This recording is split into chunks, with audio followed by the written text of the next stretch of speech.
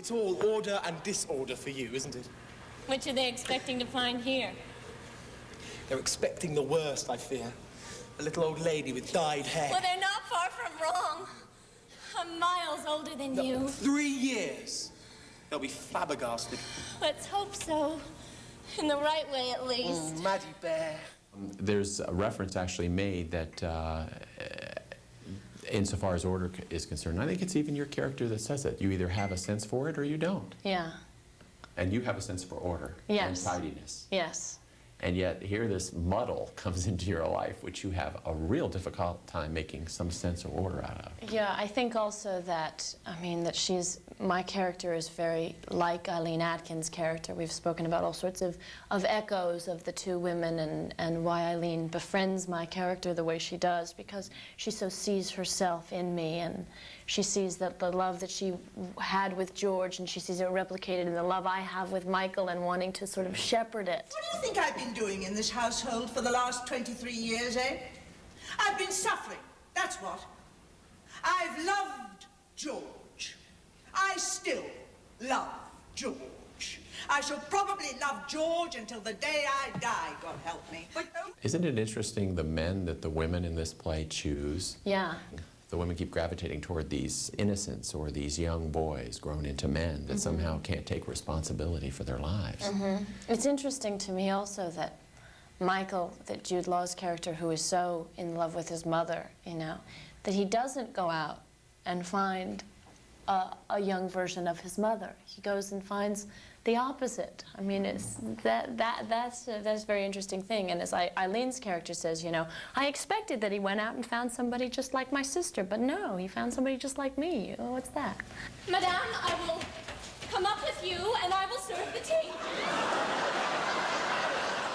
I love the staircase and how you know, the way it's blocked, I mean, really exemplifies this whole business of order and chaos, and in a way, how the only realistic way for you to escape is to climb the back of the staircase, and then you have to do this little pratfall, which is rather interesting.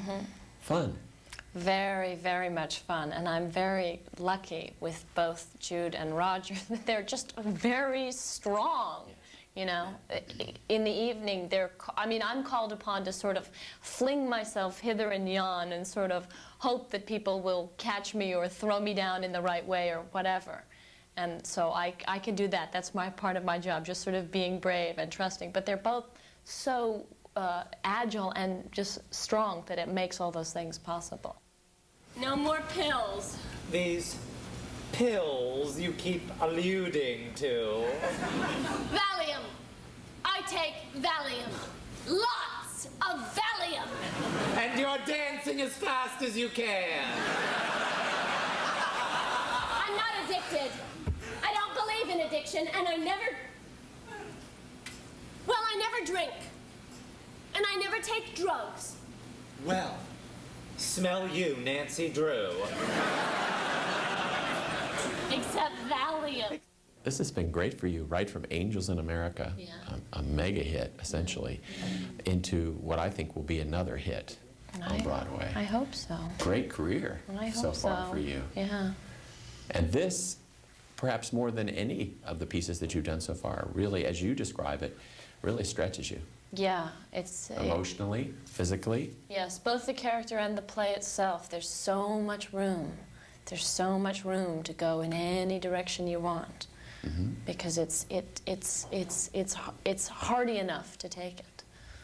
Was it a collaborative process? Did each of the actors say, "Hey, I feel this way," or "What about this?" Or did Sean have a distinct idea where he wanted to go with this piece? No, I think that Sean was saintly almost in how little he imposed on us. I mean, it must be very hard to sit there and know a play so well and have been through a whole production of it and know all these things that he could just tell you to do that worked.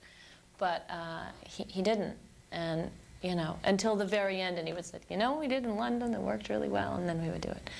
But no, there was a lot of, other than, you know, we understood what the set was going to be like, and we understood that the production, we were going to try and be as bold as possible, and that it was a very emotional play, and that we should just you know, take it to whatever heights and depths we could, that we weren't going to be, it wasn't really a, you know, a domestic comedy. It was huge, like opera almost.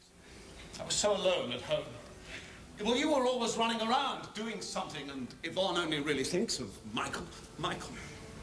Well, to cut a long story short, I pretended I was a widower, under a false name, of course. I said I'd lost a daughter who looked like her, and Roger, the role of George calls upon you to really to show a variety of different types of physical as well as emotional characteristics. You know, kind of see initially you're somewhat aloof, and then you become somewhat vulnerable as you show your feelings or of love. Then you become sort of the sinister villain, and then eventually, thank goodness, one of the male roles, you become somewhat heroic in nature.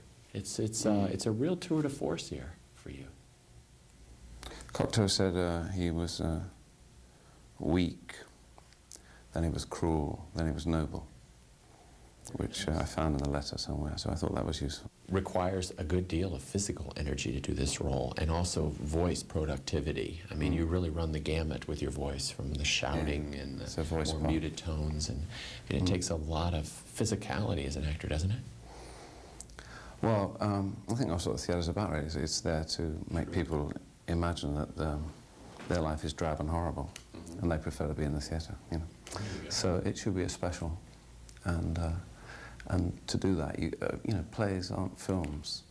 They're certainly not sort of HBO experiences, you know, kind of where it's all tied up and everyone's sweet at the end. I mean, plays are shocking and alarming, and they do things that you actually truly do meet in life. Walking home from the play last night, I saw a dog run over, and its screams pursued me many blocks up there, and it was alarming, and also, of course, for someone as observant as I am, terribly interesting too, you know. And it was on the same day of the Oklahoma bombing, you know, this terrible, this great death toll, which we're still hearing about now.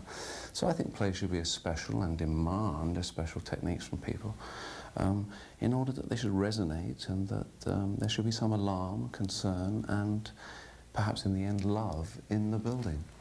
It's interesting to take a piece that was perceived as somewhat scandalous in the 30s and see it now and see what kind of, how it portends for not only the present but the future.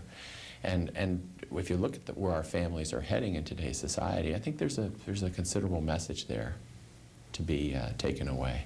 I've tried at times to be funny about like to say, well, it's a play that's, you know, like it's Married with Children meets Oedipus Rex or something, you know, those sorts of things. But of course, that kind of flip use of a sense of incest is, of course, what scandalized people then, pre-Ernest Jones sort of Oedipal kind of idea. But I think probably, even today, it is shocking. Because of the way people occlude and hide behind the notion of family values without seeing the terrible tragedy that really is existing and is perpetrated, you know. So I think it's an educative piece, you know, for today. The conventionality, though, of the day of having these triangles and love triangles and how they can bring about certain types of responses from the audiences, both then and now, was interesting too. Cocteau's little comment about that was fun. Oh yeah. It's funny, you know, when you watch it. I think it's a bit like reminds me very much of a play by Oliver Goldsmith called She Stoops to Conquer, which when you rehearse it, it's very boring and difficult and doesn't seem to work. And then when you place it in front of an audience, they recognize the frailties and the characters and the mistakes and the misunderstandings. They hit home very well, you know. And a lot of the American audiences remember you for your recurring role over several seasons, a couple seasons in Cheers. Yes, that's right. Yes. Yeah, a lot of people sort of kind of look at me in shops and things like that. They go double take. Oh, yeah. And do they ever ask you how your stay in jail was? How in the prison? Yes, they ask you how it was. Where I hid the money and all that sort of thing. But mostly what it's like to work with Kirstie Alley, because she's such a luscious lady. Yeah. And you continue to teach at UCLA. I do, and in Florida sometimes when I can get down there, but I'm not there very often, you know. From an instructor's point of view, what is essentially the most important element in acting? Is it truth and honesty, or is it? It's having an audience. It's having an audience. You can be the best Hamlet of your generation in the bathroom, but it ain't no good. So essentially mounting the stage, having the confidence to do so, I guess is... Well, having either confidence or the madness or the perhaps the better word is need. Do you know? And I think probably to express your need is a great thing in life, and if you're allowed to do that, then your life perhaps is fulfilled, you know? And many people I meet have repressed and hidden their true concern and have not allowed it to blossom. So I consider myself very lucky, you know, doing the thing that I like to do. And I encourage people who really want to do it, who really want to, who need to be there to do that. The Cocteau family members, like those of today, often struggle with intimacy, self-identity, and independence. Even the perfect mix can run the gamut. One thing is for certain, however, it's the attention we pay the family unit that will ultimately guarantee its survival. Until next time, remember, art was meant to be appreciated, so you be a part of it.